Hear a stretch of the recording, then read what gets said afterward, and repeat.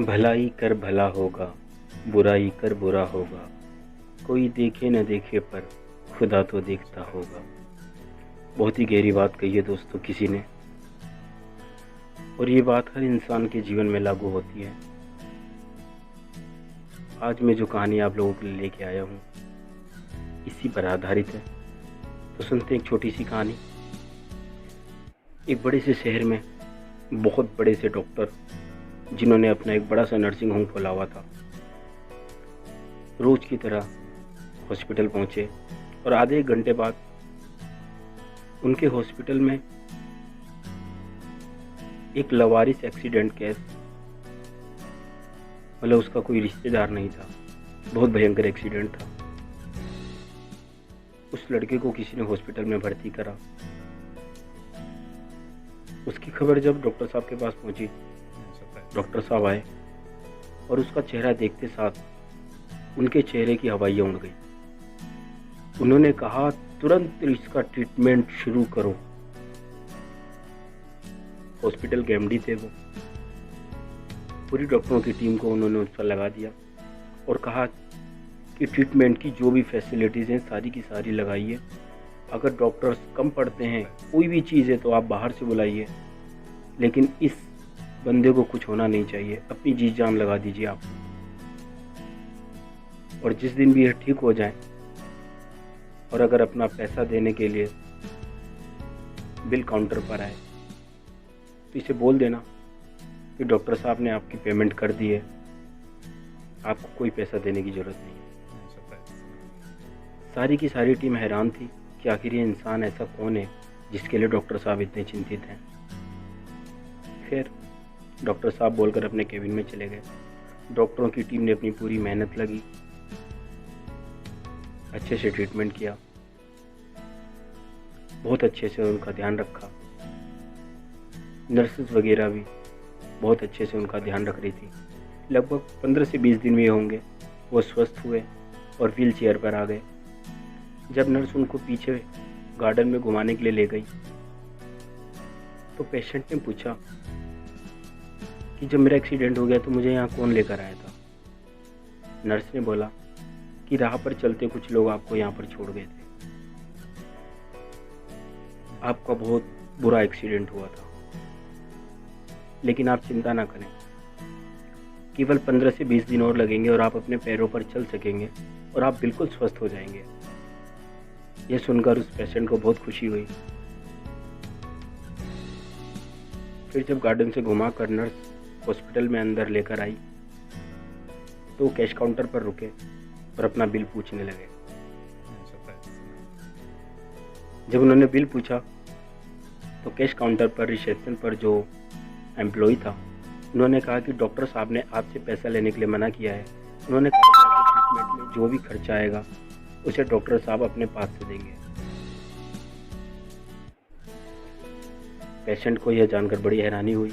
उसने बोला, क्या मैं डॉक्टर साहब से मिल सकता हूँ? उसे डॉक्टर साहब के पास ले जाया गया। लड़का डॉक्टर साहब को पास डॉक्टर साहब से परमिशन मांगी गई। डॉक्टर साहब ने बोला उसको तुरंत लेकर आइए, और ध्यान से नर्स उस पेशेंट को लेकर डॉक्टर साहब के केबिन में आई। केबिन में आते ही डॉक्टर साहब अपनी सीट से खड़े हो गए और पूछा, अब आप कैसे हैं? उस पेशेंट की आंखों में आंसू थे, लेकिन वो उसके दर्द के नहीं, वो उसकी खुशी के आंसू थे। उसने कहा, डॉक्टर साहब मैं तो आपके आशीर्वाद से बच गया, ऊपर वाले की दया से, आप लोगों की मेहनत से। लेकिन जब मैं आज अपना बिल पूछ रहा था तो मुझसे बोला गया कि मुझसे पैसा न लिया जाए। क्या मैं इसकी वजह जान सकता हूँ? डॉक्टर साहब ने बोला, बिल्कुल जान सकते हो। आज से 3 साल पहले की बात है। मैं और मेरी फैमिली कहीं घूमने के लिए बाहर गए हुए थे, और जब हम उधर से लौट रहे थे तो एक जंगल का रास्ता था जहाँ पर शायद 5-6 बजे के बाद कोई भी गाड़ियाँ आती जाती नहीं थी। और हमारा टाइम भी लगभग 5 बजे के आसपास रहा होगा, जब बीच रास्ते में जंगल के बीचों बीच हमारी गाड़ी ख़राब हो गई। बहुत सी गाड़ियों को हमने हाथ दिया पर कोई न रुका। हम सब लोग परेशान थे। मेरे बीवी बच्चे मेरे साथ थे। गाड़ी स्टार्ट नहीं हो रही थी, इंजन से धुआं निकल रहा था, हम सब परेशान थे। तभी एक लड़का बाइक से जा रहा था, जिसे हमने एक धीमी सी आवाज़ लगाई और वो बाइक वाला रुक गया। जानते हो बाइक वाला कौन था? वो आप थे। आपने हमसे पूछा, मैं आपकी क्या मदद कर सकता हूँ? हमने आपको अपनी परेशानी बताई और देखिए इत्तेफाक से उस ऊपर वाले का संजोग कि आप मैकेनिक थे, आपको गाड़ी ठीक करने आती थी। आपने बोला आप चिंता मत करिए, मैं आपकी गाड़ी ठीक कर देता हूँ। और लगभग 10 मिनट लगे होंगे, आपने हमारी गाड़ी स्टार्ट कर दी। जब मैं आपको पैसा देने लगा तो आपने बोला कि मैं पैसा नहीं ले सकता, आप अपनी गाड़ी लेकर मेरे गैराज पर आ जाइए, मेरे पीछे पीछे, मैं आपकी गाड़ी को और अच्छे से ठीक कर देता हूँ ताकि आपको रास्ते में कोई दिक्कत ना हो। हम आपके गैराज पर आए। आपने गाड़ी में लगभग आधा घंटा लगाया और हमारी गाड़ी को बहुत अच्छे से ठीक कर दिया। फिर आप हमें जंगल के बाहर तक छोड़ने भी आए। फिर दोबारा एक बार हमने आपको पैसे देने की कोशिश करी तो आपने कहा कि हमारी ज़िंदगी के उसूल हैं कि जब कोई इंसान मुसीबत में होता है तो हम उससे उसकी मदद करने के बदले पैसा नहीं लेते।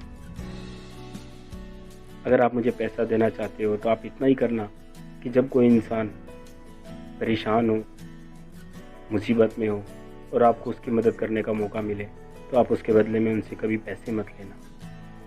और तुम्हारी ये बात मेरे दिल में घर कर गई। देखो ऊपर वाले का चमत्कार, आज 3 साल बाद मुझे आपकी सेवा करने का मौका मिला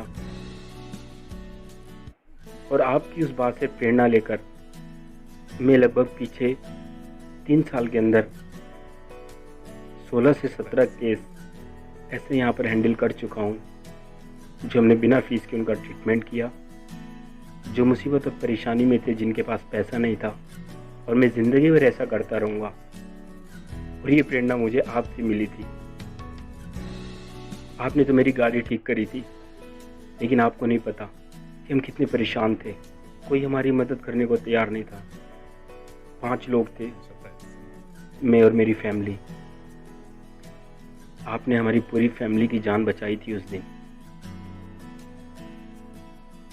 तब से मैंने भी आपके उसूल को अपनी ज़िंदगी में उतार लिया और आज आपकी सेवा करने का भी मौका मिला।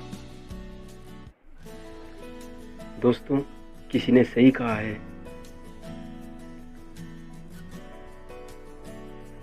कि बेशक ज़िंदगी में हर चीज़ का फ़ायदा उठाना, मगर कभी किसी की मजबूरी का फ़ायदा मत उठाना।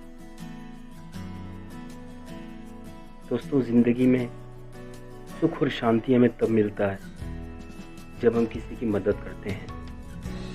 वो परेशान हो और उसकी परेशानी को दूर करते हैं और बदले में हम कुछ नहीं चाहते, उसको ही निष्काम सेवा बोला जाता है। और कृष्ण भगवान के अनुयायी जानते हैं इस बात को कि नर सेवा नारायण सेवा है। तो दोस्तों, मैं पांडेश्वर पांडे आप लोगों से यही हाथ जोड़कर प्रार्थना करूंगा कि जब तक दम में दम रहे, जरूरतमंद की मदद करें, भूखे को भोजन कराएं, बेरोजगार इंसान को रोजगार उपलब्ध कराएं। हर महीने कहीं ना कहीं एक वृक्षारोपण करें। जिस प्रकृति ने हमें जीवन दिया है, सब कुछ हमें निःशुल्क दिया है, क्या हम एक पौधा, एक पेड़ उस प्रकृति को देकर नहीं जा सकते जिसका हम पर इतना कर्ज है? तो दोस्तों, मेरी ये स्टोरी आपको कैसी लगी कमेंट्स बॉक्स में कमेंट्स करके ज़रूर बताइएगा। और हाँ, अगर आपको ये वीडियो अच्छी लगे तो लाइक और शेयर करना ना भूलें। आपका अपना दोस्त पांडेश्वर।